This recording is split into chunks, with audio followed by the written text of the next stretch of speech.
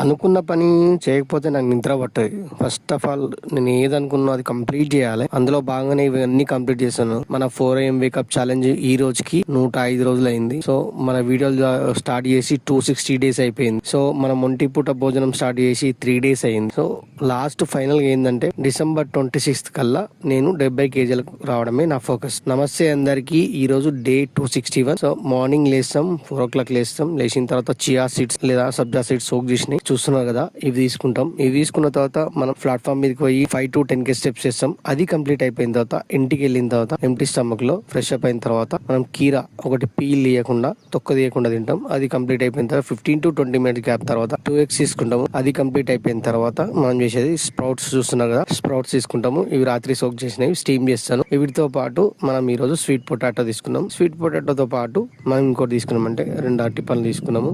అరటి పండ్లు తీసుకున్న తర్వాత మనం పాలు తీసుకుంటాం. ఇదే నా డైలీ రొటీన్. సో సాధ్యమైనంత వరకు నేను పొద్దున మాత్రం 100% సూపర్ బ్రేక్ఫాస్ట్ మాత్రం చేస్తాను. అందులో భాగంగానే స్వీట్ పొటాటో, క్యారెట్, కీరా, బీట్రూట్, పాలకూర, స్ప్రౌట్స్, బాదాం ఇవన్నీ ఖచ్చితంగా తీసుకుంటాను నేను.